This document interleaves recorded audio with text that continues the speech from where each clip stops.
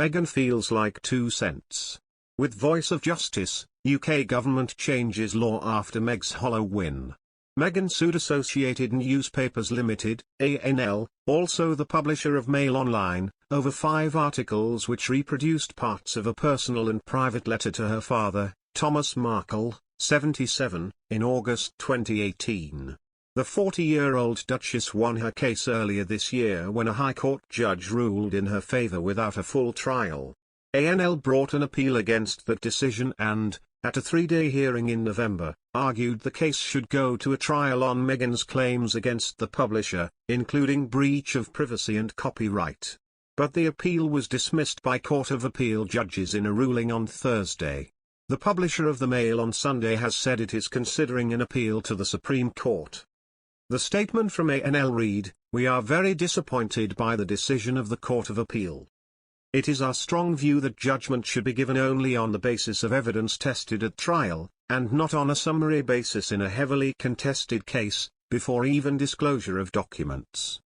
No evidence has been tested in cross-examination, as it should be, especially when Mr. Knauf's evidence raises issues as to the Duchess' credibility." After People magazine published an attack on Mr. Markle, based on false briefings from the Duchess' friends wrongly describing the letter as a loving letter, it was important to show that the letter was no such thing. Both the letter and People magazine also seriously misrepresented the reasons for Mr. Markle's non-attendance at the royal wedding. The articles corrected these matters, and raised other issues of public interest, including the reasons for the breakdown in the relationship between the Duchess and her father. "We are considering an appeal to the Supreme Court. The UK government is considering changing the law on free speech following Meghan Markle's court battle against Associated Newspapers Limited, ANL, citing government sources. According to one insider, the victory against the publishers of the Mail on Sunday prompted concern about the freedom of the press and freedom of speech, with officials deeming that the judge's decision was not based on the Human Rights Act. The source stressed that ministers would study closely the ruling of the Court of Appeal and then debate whether there is a need to redress the balance between privacy and free speech. The balance between privacy and free speech is clearly wrong. If this is what the law says, then it needs to change.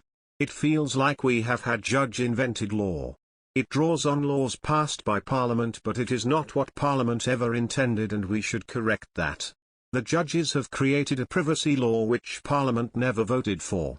MPs never agreed a privacy law because they knew it would be used by the rich and famous to cover up their misdeeds," the insider told the Daily Mail.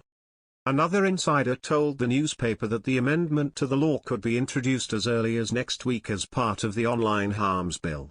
The source stressed that the government fears the UK may follow in the footsteps of its close ally the United States, where justice is entirely based on the size of your wallet rather than the merits of your case.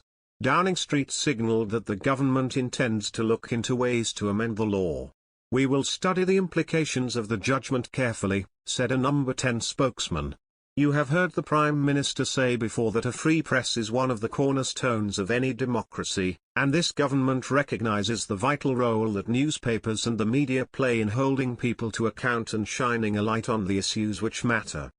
Some legal experts voiced concern that any change in the law could have a detrimental effect on free speech. Others noted that the amendment is needed because wealthy individuals are increasingly using the argument of violation of privacy when the press scrutinizes their activities.